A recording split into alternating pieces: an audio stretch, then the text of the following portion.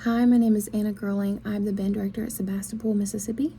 And one of the biggest ideas, concepts for me as a music educator that I think I could share is that our jobs, my job, is a lot more than just teaching music. And my goal in the classroom specifically is to use music to teach my students how to become the best versions of themselves that they can be. In my opinion, today's teenagers and preteens have a lot of issues with anxiety and have a lot of issues with self-confidence.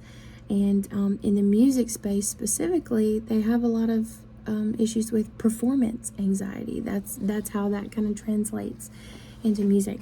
And if I can head that off early, if I can kind of get them out of those habits or provide them ways that they can kind of regulate themselves, it makes it easier to ask them to do like something difficult or to go out and perform.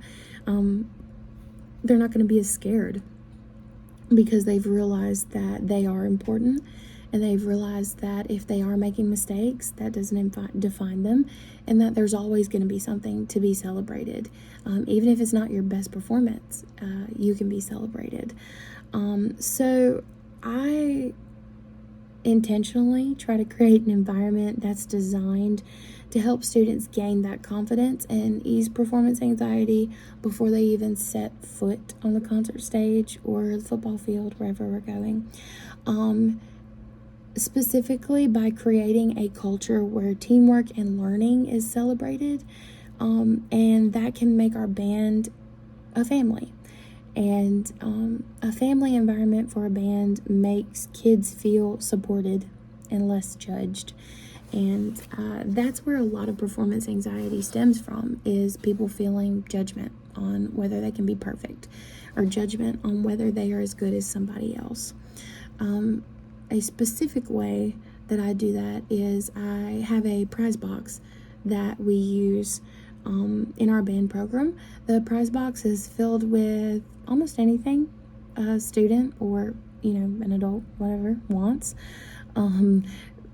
Things from like candy to drumsticks to earrings, slime, fidget toys. There are tons of stuff in that prize box, and the way kids get to go in that prize box is they actually pay with tickets. And the tickets get handed out to them according to things that they do in our program. And a lot of people will give out prizes for, when people play well, or give out prizes for correct answers. But I try really hard to reward more than just that with the tickets. And the reason for that is not everybody can be the best player, and you're going to make mistakes, and that is okay. You can still be celebrated, and you're still important through that.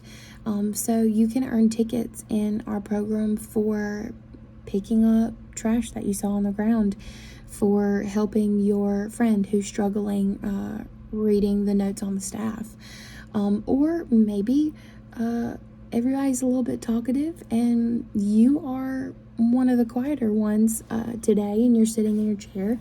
Maybe you have good posture, and that's what we're learning about. So I want to immediately tell you how great that is. I try to reward things that are not just skill-based, but also character-based, because ultimately I'm teaching humans. I'm not teaching, music machines. Yes, it is a goal to have good musicians. It is a goal to have students that have lots of skill.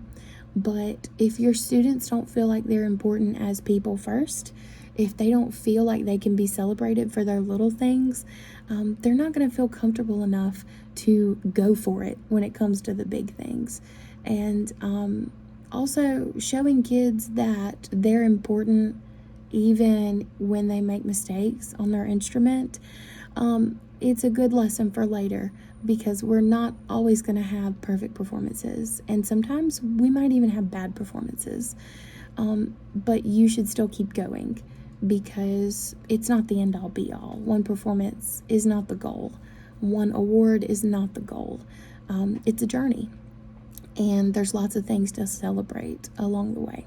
So that is my teaching tip.